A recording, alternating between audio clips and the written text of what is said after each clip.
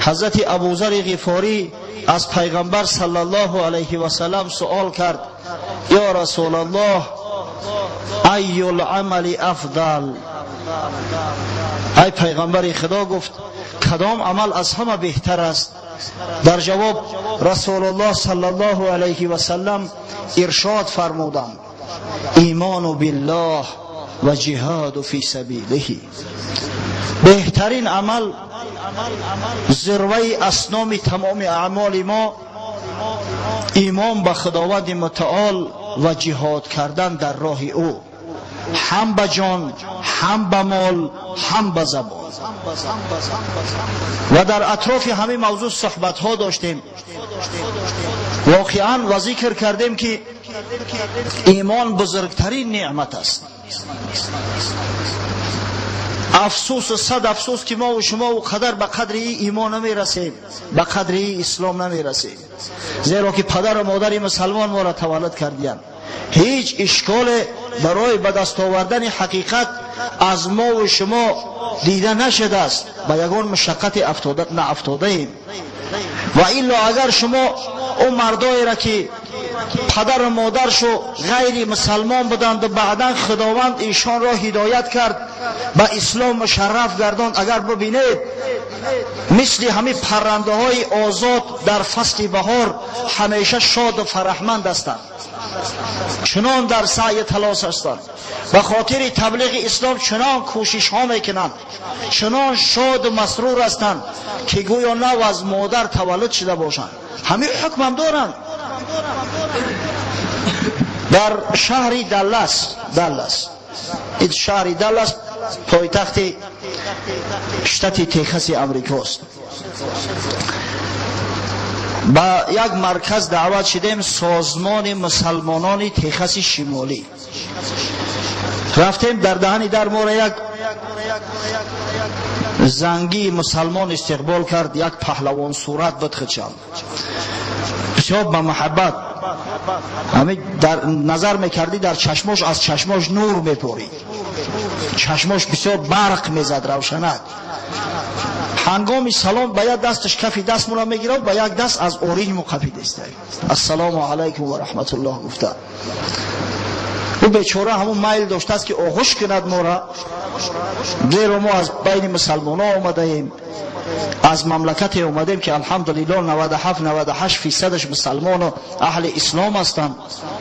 به هر وجه صورت اونا در مملکت زندگی میکنن که 98 فیصدش غیر مسلمان هست.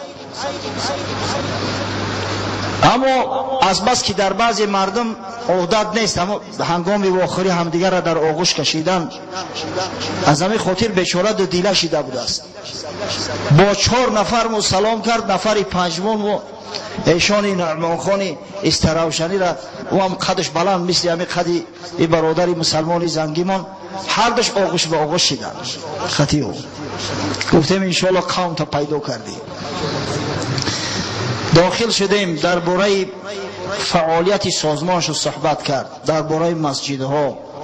گفت ما 18 امام در گرد خود جمع آورده ایم، خطیبای مسجدها را بسیار ورزیده هستند. الحمدلله که تبلیغ به طوری باید و شاید رفته ایستاده است، به یک ذوق، به یک مراق.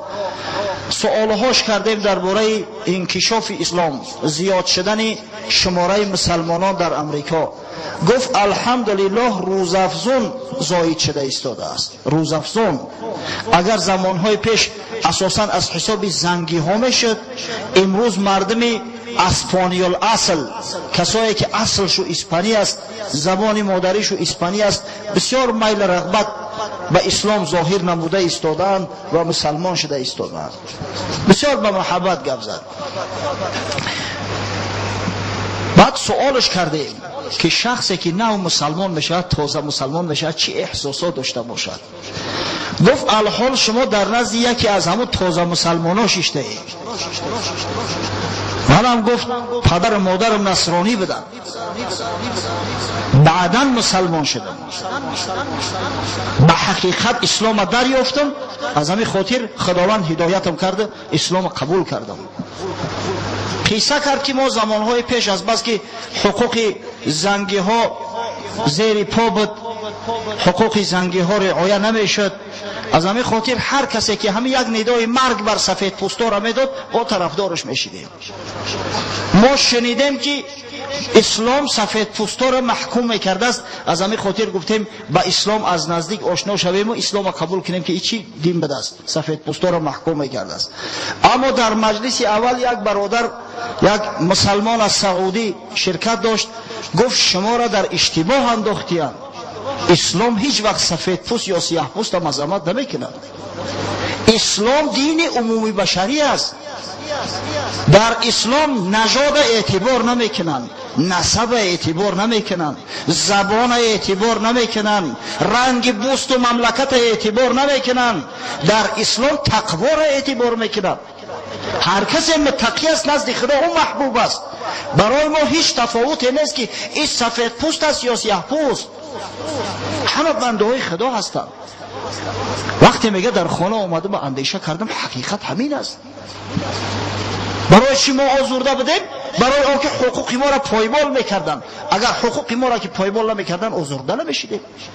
پس دینی که در او همه برابر هستند، هیچ نژاد بالای نژاد دیگر ترجیح داده نمیشود، هیچ قوم بالای قوم دیگر ترجیح داده نمیشود، هیچ نسب از نسب دیگر بالا گذاشته نمیشود. همه برابر هستند در پیش خدا و محبوب ها کسایی هستند که تقوای زیاد دارند، پرهیز زیاد دارند. دین حق همو است. از همین خاطر میگن از یه برادر رفتم گفتم اسلام بر من عرض کن، مسلمان شدم الحمدلله. گفت اهل بیت من امروز مسلمان هستند. امروز گفت مسلمان ها زیاد شده استادند، اما ما یک کمبودی داریم. گفت از بس که وسایل اخبار عامه در دست ما نیست، در اکثر حال در دست یهودی هاست.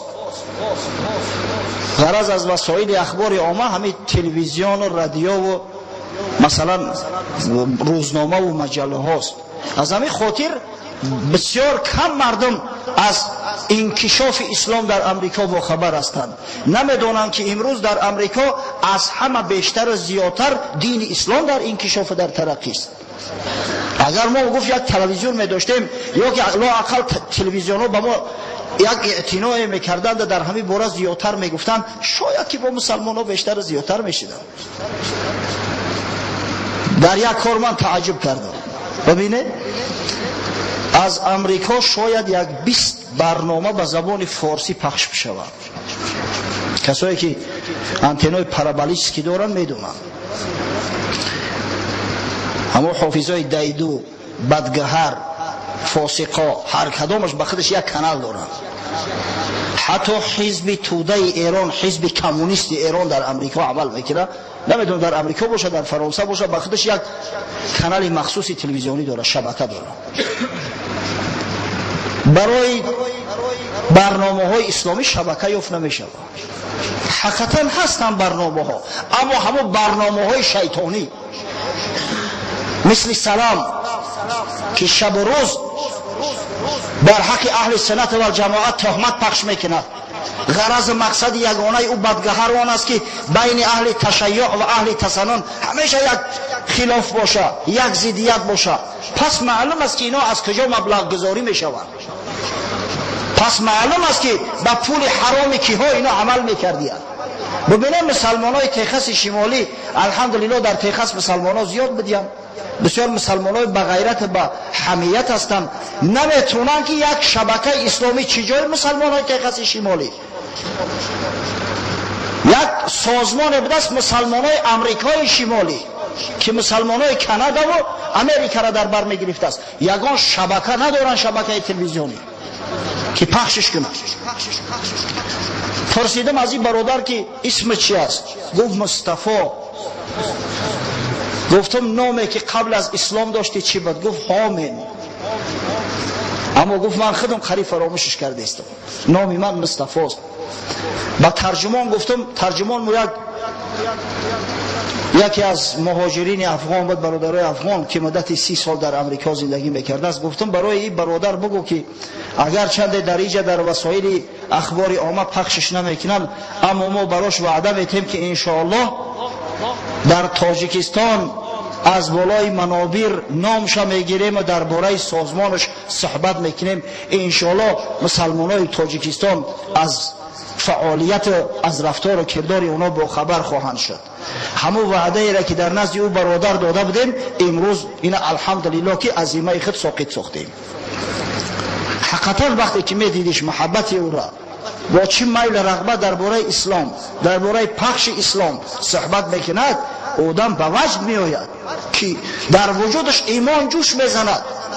با من گفتم به شیخ مصطفی بگو، در جواب گفت که من شیخ نیستم، من سوادی کافی ندارم. گفتم برادر شیخ پیشوا را میگن، الحمدلله تو امروز پیشوا هستی، تو مردم هدایت میکنی، تو در چنین سازمان با امام خطیب های مساجد با کار مشغول هستی، با تبلیغ تشویق اسلام مشغول هستی، همین شیخ واقعی تو هستی الحمدلله. حقیقتا اسلام هر عملی که قبل از او بود حد میکنه، نیست میکنه. ایمان هر گناهی که قبل از او بود حد میکنه. پس این برادرایی که تازه مسلمان شدن، یک زمانی در کفر جهالت بودند، بعدا خداوند هدایتشون کرد و اینا راه درست حقیقت دریافتند، اینا شیخای واقعی اند، اینا صوفیای واقعی اند، اینا محبای خدا، بنده های خاصه خدا هستند. میسزد که اینا را زیارت کنی، میسزد که اینا را در آغوش بگیری.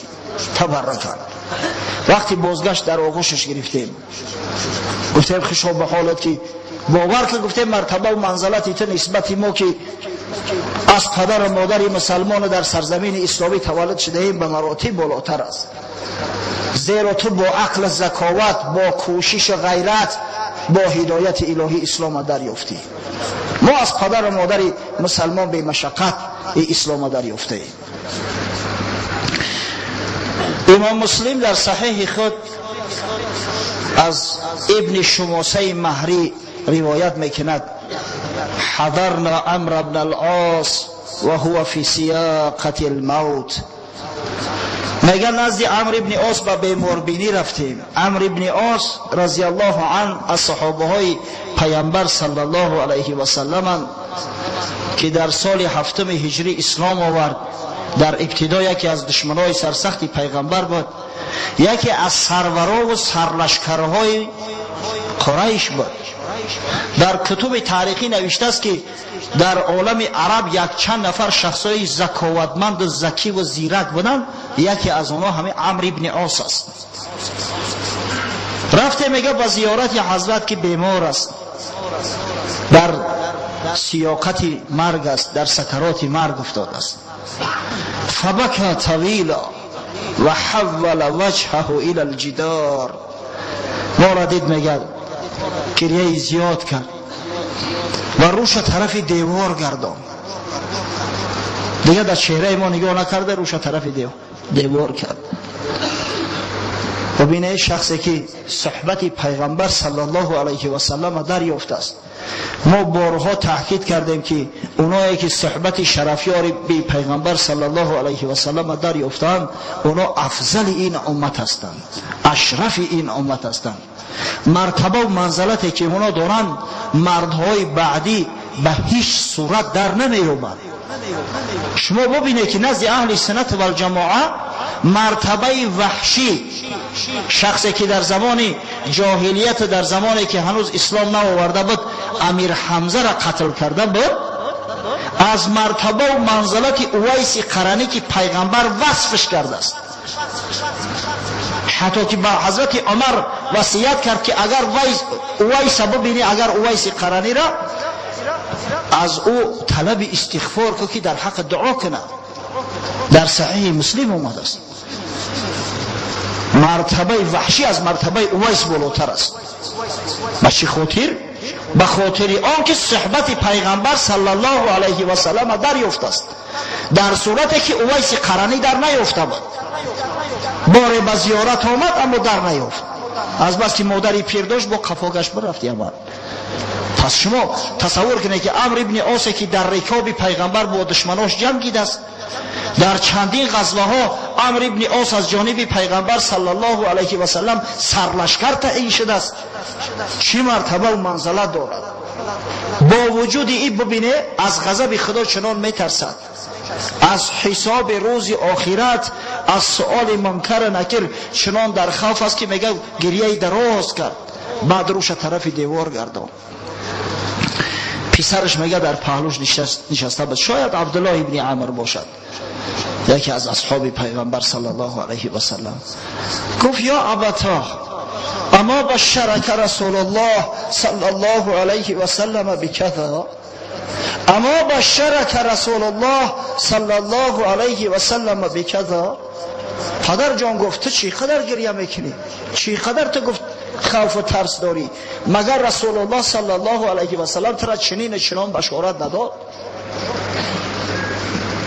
مگر پیغمبر صلی الله علیه و سلم چنین چنان تو را بشارت نداد؟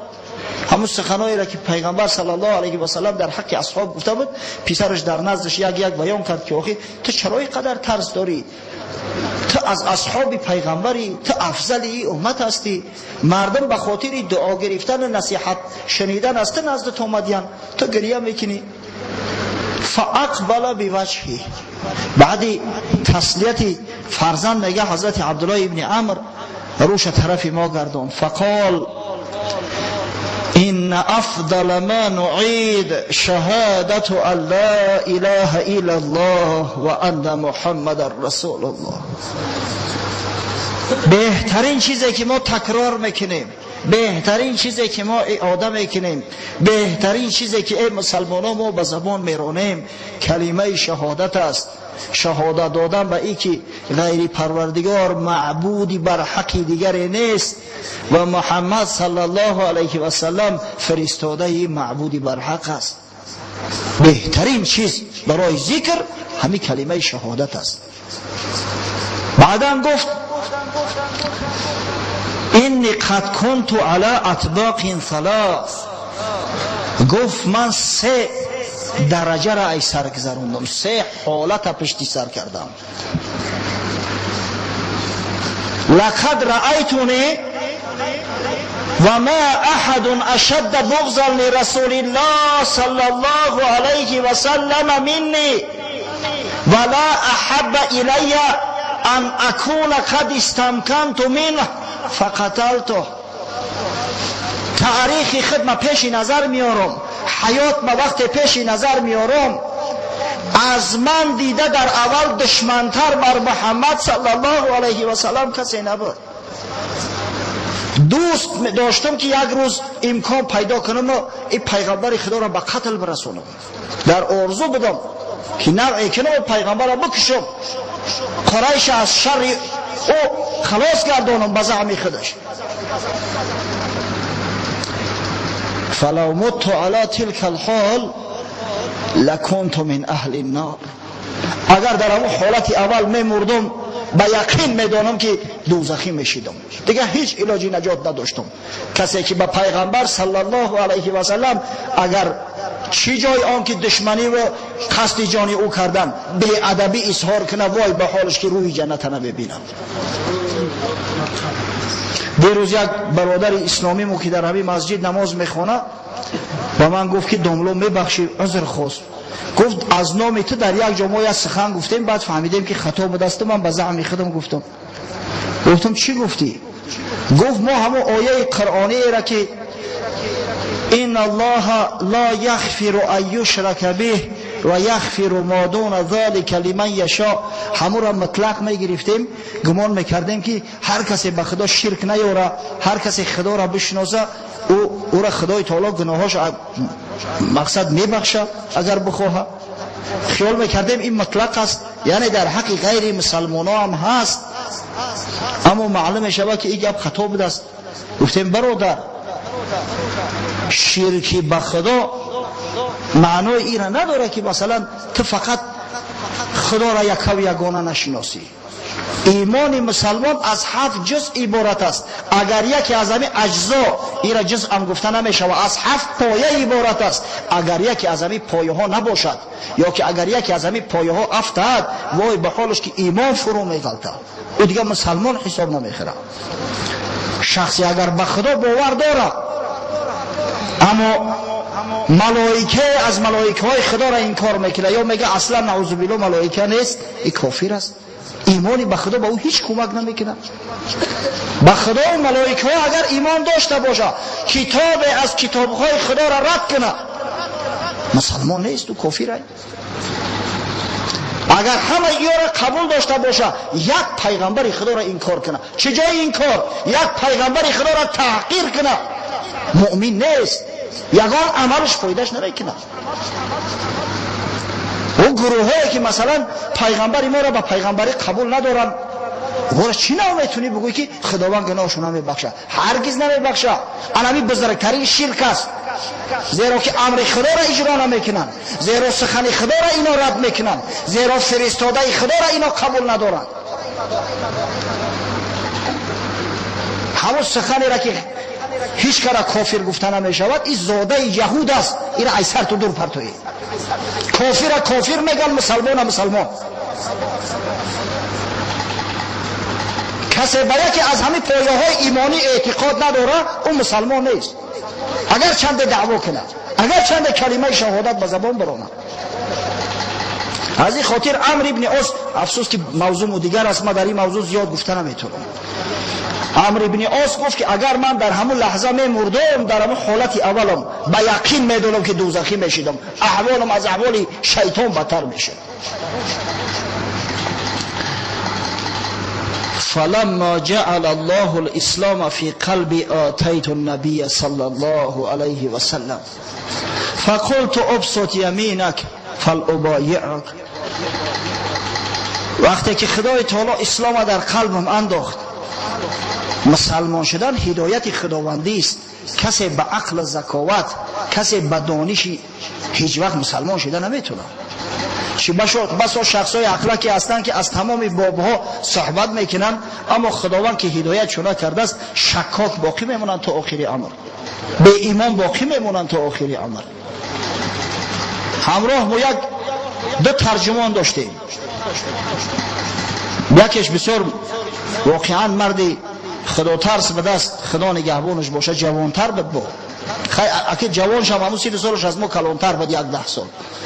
اما در نمازها میرفت، قطیم در مسجد نماز میخوند، نماز جمعه میخوند. اما یک نفر دیگر 67 ساله نماز نمیخوند. ما که مسجد میدرومده بو میگریخت. اینا ببینید، از تمام بابها گپ میزنه، از حافظ، از سعدی و از بیدیل، نمیدونم از کجاها. بعضی رفیقای ساده لب ما با تعریفش میکنن تا قدر دانا هستی آقای انصاف. بعد اون روز، یک روز قبل از اومدن گفتم تو مغرور سخنای اینا نشو. شخصی که در 67 رفت است و شکرانه نعمت خدا را نمیکنه، بار سر در سجده الهی نگذاشته است، وای به حالش که از او بی سوادتر، از او بی فهم و بی عقلتر کسی در دنیا وجود نداره. ببینه خدا که هدایتش نکرده است. گفتم تو حافظ چی میدونی؟ حافظ قرآن ای. گمان کرده که 4 غزل حافظ از یاد کردم، خیلی عالم شدم، حافظ شناس شدم. در ما گفتم کمونیستای زیاده بودن، اتئیستای زیاده بودن که حافظ خان و خود حافظدان میدانستن، شرح غزلیات حافظ چاپ میکردن.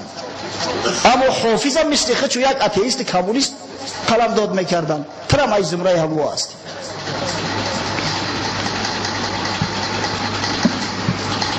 وقتی که خداوند میگه ایمان در قلب من انداخت، نزد پیغمبر خدا صلی الله علیه و سلم آمدم، گفتم یا محمد صلی الله علیه و سلم، دست دراز که دستی راسته تا من بیعت کنم، کلمه را عرضه کنم و به تو بیعت کنم، به مال و به جانم، که تو پیغمبر برحق هستی، تو پیشوای ما هستی.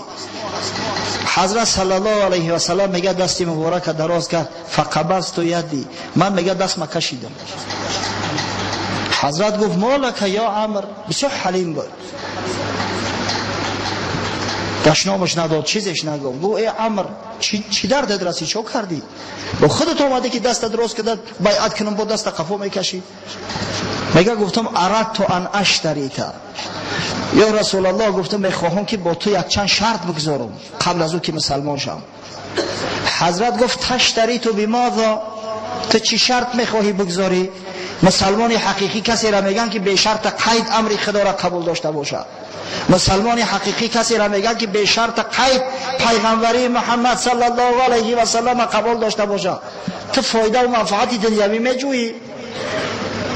عمرو ابن عاص گفت ان یغفر لی، نه گفت من به خاطر دنیا نمیگم یا رسول الله، شرط من همین است که خداوند گناهامو ببخشه که من گناه زیاد دارم. از جمله برزی دیته مدتی 6-7 سال مبارزه ها بردم، حتی بیشتر، مدتی 16-17 سال مبارزه ها بردم. اگر خداوند گناه مکی نبخشه وای به حالم. حضرت میگه صلی الله علیه و سلم گفت اما علمت ان الاسلام یهدم ما کان قبله و ان الهجرة تهدم ما کان قبلها و ان الحج یهدم ما کان قبله. ای عمرو گفت تو مگر نمیدونی که اسلام هر گناهی که قبل از او بود همش حد میکنه، همه را توزه میکنه. وقتی که تو مسلمان شدی خداوند صحیفه های پیشینه تو را همه را کور میکنه، تمام معصیتات خط عوف بالاشو میکشه. تو آیا نمیدونی که هجرت از مکه به مدینه به خاطر مسلمان شدن تمام گناه های بنده را میریزونه؟ مثل که شمال برگ درخت در فصل خزان میریزونه. تو مگر نمیدانی که حج گناهی بنده ها را میریزونه؟ به شرافت حج مبرور خداوند گناهی بنده هاش می آمرزه. تو از همین خبر نداری؟ حضرت عمرو ابن عاص میگه فما کان احد احب الی من رسول الله صلی الله علیه و سلم، فما كان احد احب الی من رسول الله صلی الله علیه و سلم. پس هیچ کسی میگه از محمد صلی الله علیه و سلم دیگر برای من عزیزتر نبود، از فرزندان برای من محبوبتر شد. ولا اجل فی عین منه، هیچ کسی از محمد صلی الله علیه و سلم دیگر در چشم من بزرگتر نماند. و ما كنت اطيق ان املا عینی منه اجلالا له، آرزو داشتم که چشمام آبتم، چشمام از نگاه پیغمبر، از صورت پیغمبر سیر کنم، اما طاقت دیدن در پیغمبر نداشتم. بعد این پیغمبر را که یک زمان آرزوی مرگ شمی کردم دیگه جرأت نمی کردم که در روش نگاه کنم. مثل که در آفتاب نگاه کردن نمیشد، چشم آدم خیره میشد، چشمام خیره میشد. میگه با شرافت داشت به همین سبب. ولو سئلت عن اصیفه ما اتقت لانی لم اکن املا عینی منه. اگر یک نفر شما حاضر میگه به من سوال کنه که پیغمبر نزد ما وصف کرد که پیغمبر چی شکل و صورت داشت، چی نموده داشت، من میگه وصف کرده نمیتونم، عاجز هستم از وصفش، زیرا بار بصیری پیغمبر را دیده نتونستم، جرأت نمیکردم نگاهش کنم، آب میشیدم. ولو مت على تلك الحال لرجوت ان اكون من اهل الجنه. اگر گفت در همون حالت میمردم امید است از خدا که من جنتی میشیدم. به همون محبت اگر من میمردم خداوند مرا داخل جنت میکرد. ثم ولينا اشیاء ما ادری ما حال فیها. بعداً گفت حالت سیم واقع شد، بالای سری ما کارهای آمد، فتنه‌های در میان اصحاب پیغمبر صلی الله علیه و سلم برخاست که اکنون من نمیدانم که حال من چی میشیده باشه. برای همین حالت سوم من در پیش خدا چی جواب میگفته باشم؟ در نظر دارد فتنه‌هایی را که در زمان حضرت عثمان واقع شدند، در آخر خلافت حضرت عثمان، بعدا در زمان خلافت حضرت علی، بین مسلمان‌ها جنگ و نزاع‌های زیاد شد، خون‌ها ریخته شد. همه را در نظر داره عمرو بن عاص که در پیش خدا ما چی جواب میگفته باشیم. اگر چنده که حضرت مجتهد بود، مجتهد اگر در اجتهاد خیش حتی خطا هم که کنه یک ثواب میگیرد، اما ترس بنده های خدا را ببینه در پیش خداوند چی مقدار بود، تا کدام درجه را بود که میگه من نمیدونم که حالی من در پیش خدا چی میشیده باشه. بعد نصیحت کرد فاذا انا مت فلا تصحبني نائحه ولا نار. گفت اگر من که مردم نوحگری نکنه بالای من، گریه و فغان نکنه.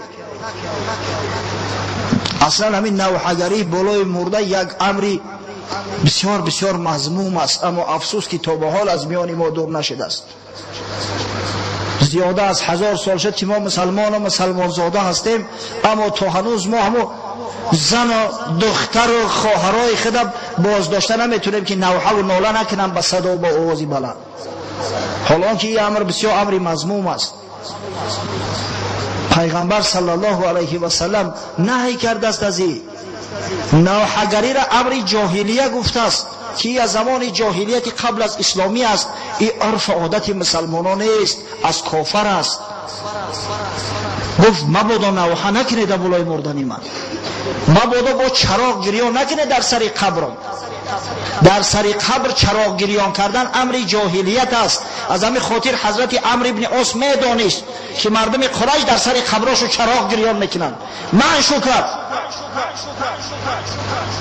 امروز بعضی ها میکردیم، من گمان میکردم اهل تشیع میکنه، بعضی برادرها خبر آوردن که متاسفانه یک عیده از مردمی که دعوای اهل سنتی و جماعتی میکردن همین کارا میکردن. ای وای به حال تو این کارا نکنه.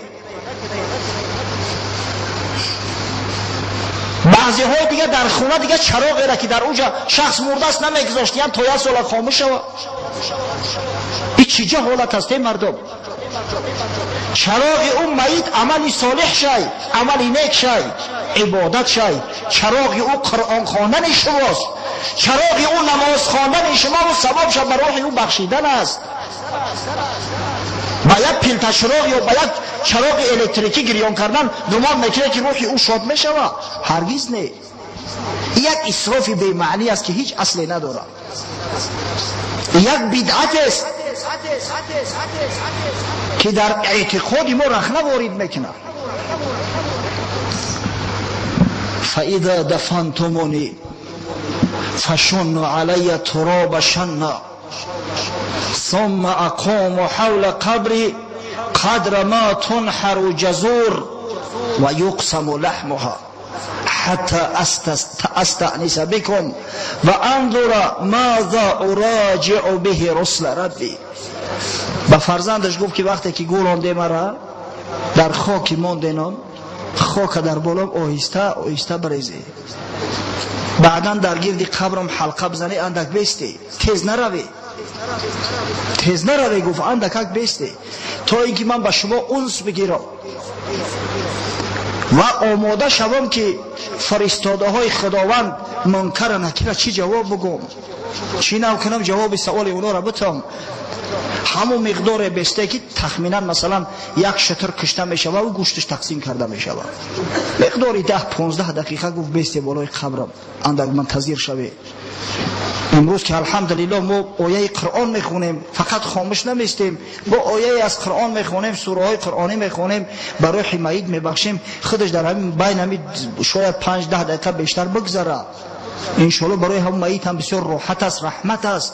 زیرا میت صدای ما را میشنوه، حتی صدای قدم ماندن ما را میشنوه. وقتی که از نزدش دور میشیم قدم مانده، اما صدای نعال ما را، صدای کفشای ما را میشنوه. ببینید که این ایمان و اسلام چقدر مرتبه و منزله داره که پیغمبر به عمر گفت تو مگر نمیدونی که اسلام همه عملهای قبل از این را حد میکنه؟ ایمان وقتی که شخص ایمان میاره مسلمان میشوه، تمام عملهایی که قبل از این کرده است همه برطرف میشوه. از همین خاطر با او برادر خیر خوش کردیم، در آغوش گرفتیمش که تو تبرک، تو یک شخص مبارک هستی، تبرکان تو را آغوش میگیریم، خیر وداع کردیم و خارج شدیم. این است ایمان، این است مرتبه و منزلت ایمان. بعدا حضرت ابوذر غفاری سوال کرد که یا رسول الله فأی المؤمنین افضل؟ گفت ایمانی به خدا بزرگترین عمل بوده است. از میان مؤمنان کسانی که ایمانی به خدا دارند کی بهتر است؟ اونا هم که با درجه دارن، از همدیگر تفاوت دارن. خداوند دو برگ در درخت یک خیل نه آفریده است. تصور کنه که در روی زمین شاید میلیاردها درخت باشه، هر کدام شاید میلیون ها برگ داشته باشه، دو برگ کاملا یک خیله در دنیا وجود نداره. این صنع پروردگار است. از کجا دو آدم یک خیله پیدا میشه؟ از میان همون شخصایی که ایمانی به خدا دارن کدامش افضل است؟ حضرت صلی الله علیه و سلم فرمود احسنهم خلقا، افضل در میان مؤمنان آن است که خلق حسنه داره، اخلاق حسنه داره. هر کسی اخلاق بهتر داشته باشه، آداب خوبتر داشته باشه، او افضل است، او بالاتر است. ببینه که خداوند در قرآن پیغمبری را که هزارها صفتهای حسنه و خیر داره به صفت اخلاقیش تعریف توصیف میکنه. پیغمبری را که تمام اوصاف را که در حق یک مخلوق گفته می شود در او حضرت بود اوصاف حسنه، اما با اخلاقش ذکرش کرده است. استعیذ بالله و انک لعلی خلق عظیم. گفت ای حبیبی ما، ای محمد علیک الصلاة و السلام، تو دارای خلق بزرگی هستی، تو اخلاق عظیمی داری. و همه پیغمبر صلی الله علیه و سلم به ابوذر غفاری نصیحت کرد هر کسی اخلاق خوبتر داره، اخلاق حسنش بیشتر است، پس او افضل است در میان مؤمنان. در جای دیگر اومده است که همین حضرت ابوذر غفاری میگه که پیغمبر صلی الله علیه و سلم روز نصیحتم کرد، گفت اتق الله حیث ما کنت،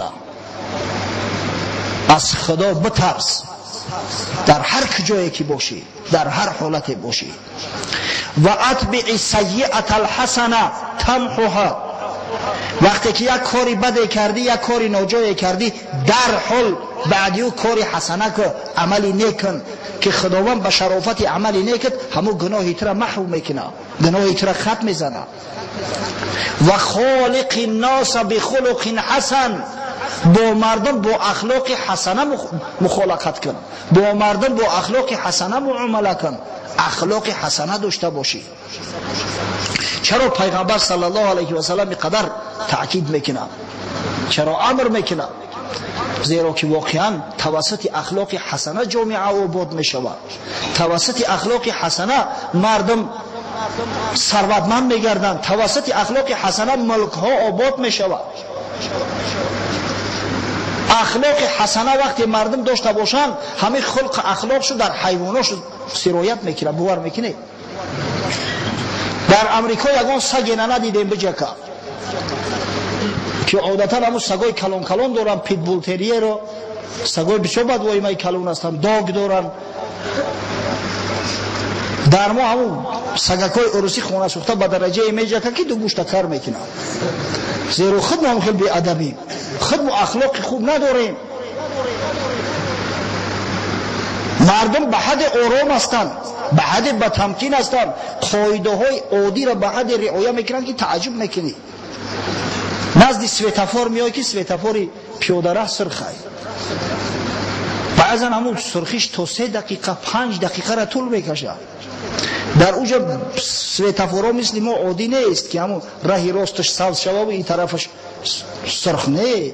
اوجا همین با همون طول با عرضی راه با پهنی راه سویتافور کشولای، هر یک پلاسش به خودش یک سویتافور داره. همین خاطر بعضا میبینی که سویتافور سبزی کوچه کلام گریان شده است، تو هم باید بگذاری قطیشو ای تو سرخ ایستاده. زیرا هم ماشینایی که از دیگر پلاسو گردش میکنن همون هم به اینوبت گرفتیان، همون هم در نظر دارن. بعد میستی 3 دقیقه و 5 دقیقه، ما صبر و تحمل ایستادن نداریم. میاین راه خالی ای، یگان ماشین نیست، سویتافور سرخه میسته 3 دقیقه. ما رفتیم ملوهای تاجیکستان ها که یک خبر از اخلاق حسنه گپ میزنیم، 1-2 دقیقه میستید حوصلت سر میره، میبینی که یگان ماشینیست میگذاری میره.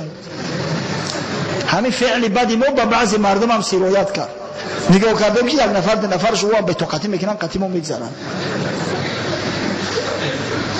پس بر همین خاطر است که پیغمبر اینقدر تاکید کرده است خلق حسنه.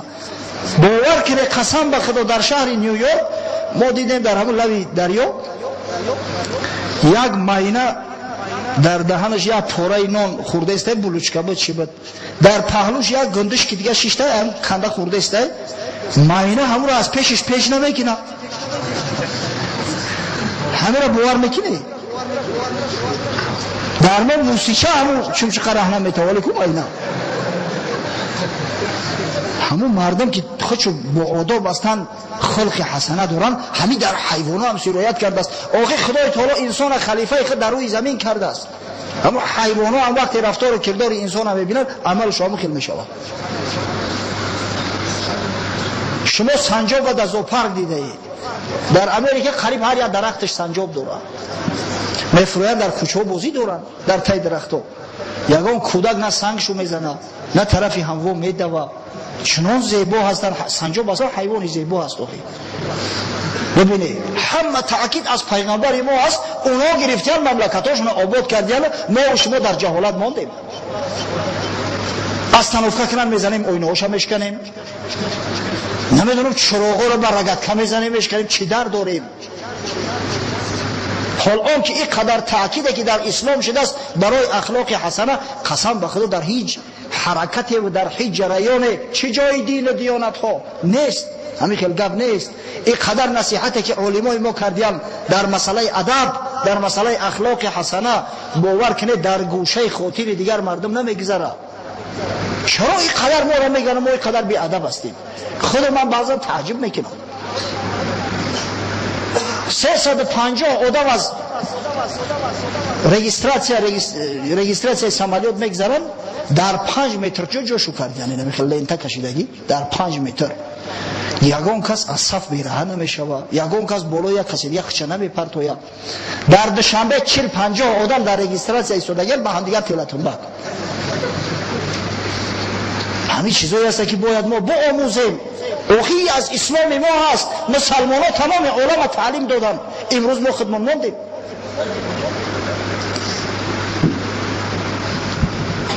آداب حسنه اولا در دنیا برای صاحبش بسیار مفید است. شخص صاحب مرتبه و صاحب منزلت میگردونه از نظر دنیوی بگیم بعدا اجر ثواب بی نهایت بزرگ داره. از صفوان ابن سلیم روایت است که پیغمبر صلی الله علیه و سلم به اصحاب مراجعت کرد فرمود الا اخبرکم بایسر العباده و اهونها علی البدن ای مردم گفت شما را سبکترین عبادت تعلیم بتم چیزی را که بر بدن از همه آسانتر است از همه سبکتر است تعلیم بتم گفتم بله گفت الصمت و حسن الخلق اولش گفت خاموشی یعنی سخنی بیهوده نگفتن غرض از خاموشی همی است جای آن که لقلق دنیا کنی خاموش باش همین عبادت های برای تو جای آن که یک سخنی هرزه گویی دشنام حقارت کنی خاموش باش این برای تو عبادت است و حسن الخلق دویمش خلق حسن اخلاق حمیده و حسنه ادب تاج است از نور الهی بینه بر سر برو هر جا که خواهی ادب که داشته باشی در هیچ جا خور نمیشوی در همه جا احترامت میکنن زیرا تو دیگر مردم احترام میکنی.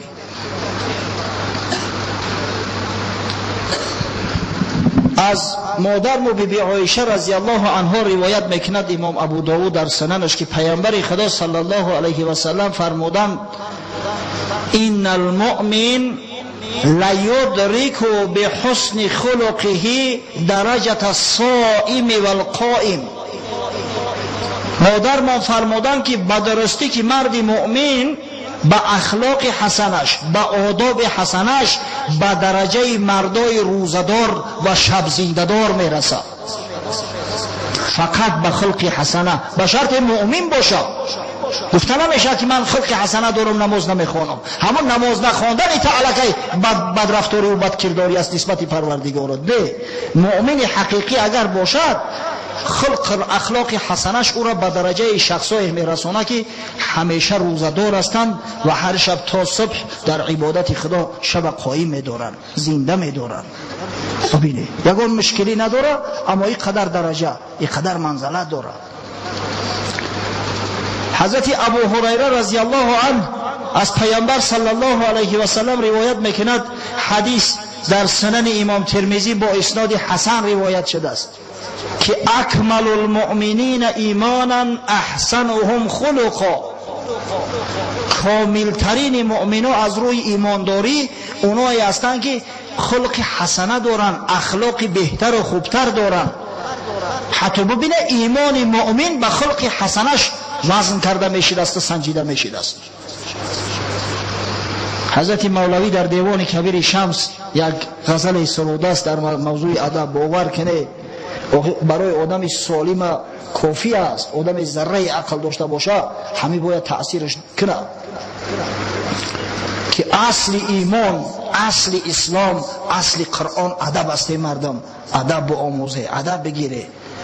حضرت میفرماید نزد ارباب سخن و نزد ارباب هنر مایه ایمان ادب است. همین خمیر مایه ایمان ادب است. میگه نزد ارباب هنر مایه ایمان ادب است، لاجرم پیشه مردان سخندان ادب است. آدمی زاد اگر بی ادب است آدم نیست، فرق ما بین بنی آدم و حیوان ادب است. او آدمی زاده که ادب نداره میگه او آدم نیست، او حیوانی درنده است. همین فرقی که بین آدم است و بین حیوان ادبش است، اخلاقش است. چند روزه که در این ملک جهان مهمانی، با ادب باش که خاصیت مهمان ادب است. تو مهمانی در این ملک، با ادب باش که اصلا برای مهمان زیبنده ادبش است. مهمانی با ادب حرمت میکنن، مهمانی به ادب یک بار مهمانداری کردن دفعه دیگه میگن که صاحب خونه اگر خجالت بکشه میگه بگین که نیست، اگر نکشه دروش میگه برادر ما وقت ندارم برا. کردم از عقل سؤاله که بگو ایمان چیست؟ عقل در گوش دلم گفت که ایمان ادب است. چشم بکشا و ببین جمله کلام الله را، آیت همگی معنی قرآن ادب است. چشم داری میگه تو قرآن ورق بزن، هر یک آیت هر یک ورقش معنای قرآن همه دلالت به ادب میکنه. همه تقوای خدا ادب است، عبادت خدا ادب است، در نزد خداوند در نماز به خشوع ایستادن ادب است، حرمت احترام مرد مسلمان ادب است. همه یعنی ادب است مجموعاً. ای پسر پندی پدر گوش بدار، هم شب روز دولت و ثروت و تاج سر مردان ادب است. شمس تبریزی بکن ذکر خدای ملکوت، نغمه پردازی این مرغی خشلحان ادب است. همین نغمه پردازی های من هم میگه از روی ادب است، پند نصیحت گویی های من هم از روی ادب است. ببینه که این ادب اخلاق حمیده چقدر مرتبه و منزله دارد. ثانیاً در ترازوی اعمال خلق اخلاق حسنه بسیار وزن گران دارند. حضرت ابو دردا صحابی پیغمبر صلی الله علیه و سلم از رسول الله صلی الله علیه و سلم روایت میکنه که حضرت فرمود ما من شیء اثقل فی میزان المؤمن یوم القیامه من خلق من حسن الخلق و ان الله تعالی یبغض الفاحش البذیء. فردا روز قیامت میگه پیغمبر صادق، این حدیث حسن صحیح است. حدیث امام ابو داود و امام ترمذی روایت کردند از زمان پیغمبر. در ترازوی اعمال بنده فردا روز قیامت وزنین ترین چیز اخلاق حسنش، خلق حسنش همون را در بالای ترازو میگذارن. و خداوند مردمی فاحش، مردمی دشنام حقارت گوینده و مردمی بی شرم و بی حیا را متاسفانه بعضی انکدوت گوها هستند که از حد دیگه تجاوز میکنن. بین استهای مسجد با هم دیگر شوخی دارن، چنان شوخی های میکنن قسم به خدا ترک سری آدم میره. وای به حال تو گفتم با خانه سوخته شما در خانه خدا قرار داره، از خدا بترسی، از خدا نمیترسی. میگه خودش هم تری شوخی میگه خیلی او که به عقل شی ترا بعد به عقل میشه، او ای همون بالای دیگه میتشخش سرکی پرتو ترا به قفوش میپری، تو نصیحتش کن. لیکن من هم گفتم شو که پدر در نماز جمعه گپ بزنم از بی ادبی تو. از خدا باید بترسیم برادرای عزیز. حزب شوخی به معنی در کوچه درسته است، همه ملک خداست. تا چی برسه به مسجد که خانه خداست، خداوند این مکان خانه خود گفته است، تخصیص به خود داده است. فردا روز خداوند میگه، پیغمبر صلی الله علیه و سلم همین مردمی بیشرم و مردمی بدگو و مردمی فاحش نفرت داره نسبت شو. وای به حال کسی که به نفرت خدا گرفتار شود، وای به حال کسی که به غضب خدا گرفتار شود. حضرت ابو هریره رضی الله عنه روایت میکنه که سئل رسول الله صلی الله علیه و سلم عن اکثر ما یدخل الناس الجنه قال تقوى الله و حسن الخلق.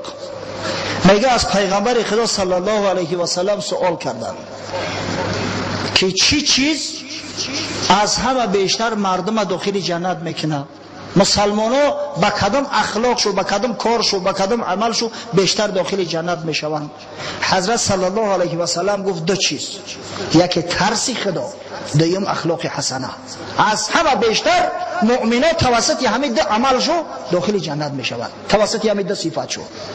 و سئل با میگه سوالش کردن و سئل عن اکثر ما يدخل الناس النار قال الفم والفرج. حضرت سوال کردن که از همه بیشتر چی چیز شخصای ایماندار را داخل دوزخ میکنه؟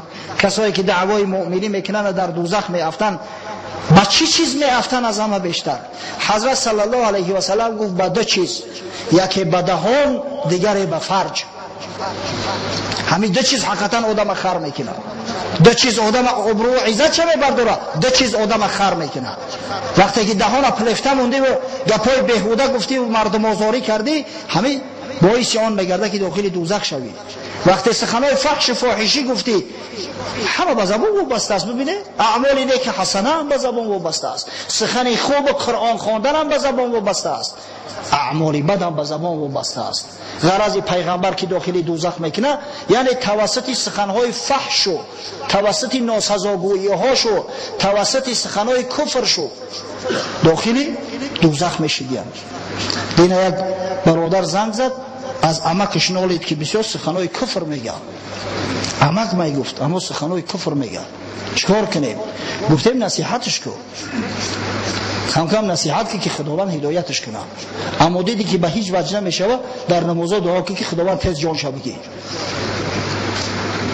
آخه سخنهای او بدگهری اما که او میگفته است به زبان رانده نمیشه، پس به یقین این زبانی ملعون او را داخل دوزخ میکنه.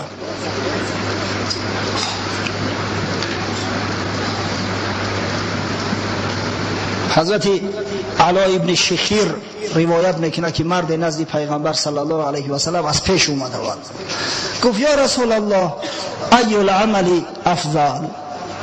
گفت ای پیغمبر خدا کدام عمل خوب است؟ حضرت گفت حسن الخلق. گفت خلق حسن، اخلاق خوب. این بیچاره اخلاق خوبش گفت این خگپی نبوده است، چی است تو که با ای طرف راستش اومد بگه. ثم اتاه عن یمینه، با پرسید یا رسول الله ای العمل افضل. ای پیغمبر خدا گفت کدام عمل بهتر است؟ شاید گمان کرد که نمیشناسم، از طرف راست اومد. حضرت بار نگاهش نکرده گفت حسن الخلق، خلق حسن. با میگه ای طرف چپ اومد، گفت ای دور که مردم بسیار در اطراف پیغمبر صلی الله علیه و سلم استاد، یعنی ای دور میگه. گفت یا رسول الله ای العمل افضل. با همون سوال تکرار کرد. حضرت با گفت حسن الخلق. بار چهارم ای قفا اومد میگه، ای سین قفا موضعش دیگه کرد، با سوال کرد یا رسول الله ای العمل افضل. گفت پیغمبر خدا کدام عمل افضل است، خوب است؟ حضرت این میگه فالتفت الی، روش طرف یا مرده کرد، گفت ما لک لا تفقه، تو چی درد رسیده است نمیفهمی؟ اوه سه بار همین سوال تا جواب گفتم چی درد رسیده است با سوال میتی؟ حسن الخلق هو الله تغضب ان استطعت. گفت همه حسن خلق از همه عملی خوب است. معنای حسن خلق ای است که اگر میتونی پیش غضب تا بگی که در حالت غضب سخنای میگوی، کارای میگوی که شاید که او قدر مقبول نباشه، شاید از زبان سخنای برویا که او قدر مقبول نباشه، پسندیده نباشه. هو الله تغضب ان استطعت، یعنی حسن خلق گفت عملی هست، یعنی تو باید غضب نکنی اگر امکان باشه. واقعا وقتی که امکان باشه باید غضب نکنیم، زیرا در حالت غضب بعض از سخنای میگوی که بعد شخص پشیمان میشوه، اما پشیمانی به او سود و منفعت دیگه نمیبخشه. مرد واقعی کسی را میگن که در حالت غضب خچه باز داشته بتونه. افسوس صد افسوس که ما هم این صفت نداریم، بسیار مشکل است. راستی که وقت هم به آخر رسیده است، به نظم از نظمهای حضرت مولوی روم انشاءالله صحبت امروزه را خاتمه میبخشیم. اما چنان که فهمیده داری صحبت به آخر نرسیده است، انشاءالله با دوام صحبت هفته آینده با شما میکنیم. حضرت مولوی میفرماید آنیا که با شمع بر میگشت روز، گردی بازار پر از عشق سوز. یک مرد روزانه در دست شمع در داخل بازار گشته است. بوالفضول گفت او را ای فلان هنچی میجویی به سوی هر دکان. یا شخص عقلک ایستاده بود گفت یا شیخ در دست چراغ در روز روشن تو چی گفت استی در این بازار دکان به دکان گشته؟ گفت میجویم به هر سو آدمی، کو بود حی از حیات ایندمی. گفت آدم کون یا آدم زنده. یک آدم در ایستاده بود، آن یکی گفتش، یک شخص به اون مراجعت میکنه، آخه میگه همین مردمی بازار همه آدمن، تو چی گفتی؟ حاجت به شام گرفتن گشتن نیست، همین مردم آدم هستن، همین کسایی که ترا احاطه کردیم. گفت جویم مرد در جاده دره، گفت جویم مرد در جاده دره، وقتی خشم و هم به هنگام شرح، وقتی خشم و وقتی شهوت مرد کو، طالبی مرد روانم کو به کو.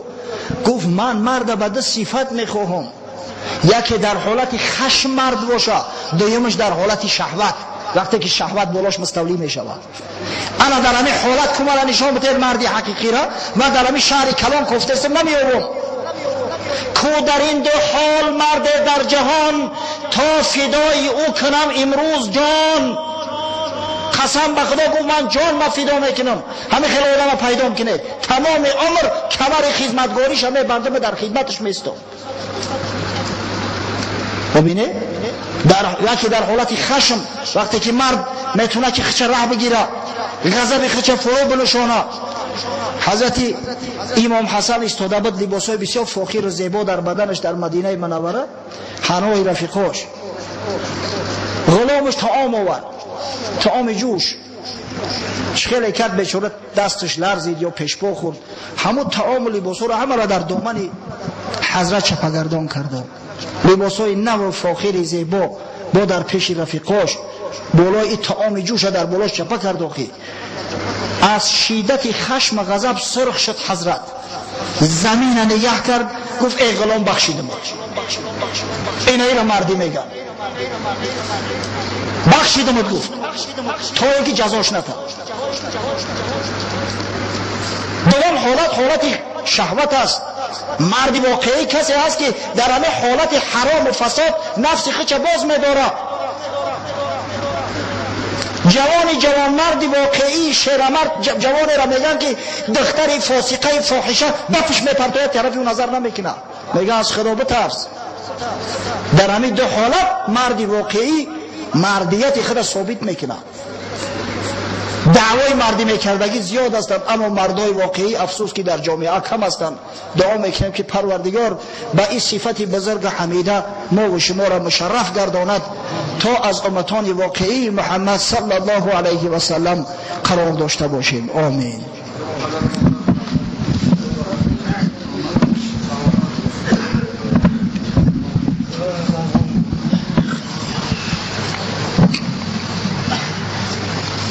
افتادیانش. دعای خیر کنه تا که صحت یابد. محتاج به شفای خداوندی هستند، شفای کامل و عاجل عطا کند و بعداً مرادهای ترا و تمام بنده های مؤمنی را که امروز در مشکلی ها افتادیان، احتیاج به کار دارند، احتیاج به طلب معاش دارند، پروردگار مراداشون حاصل گرداند، از راه حلال رزق روزیشون کفایت کند.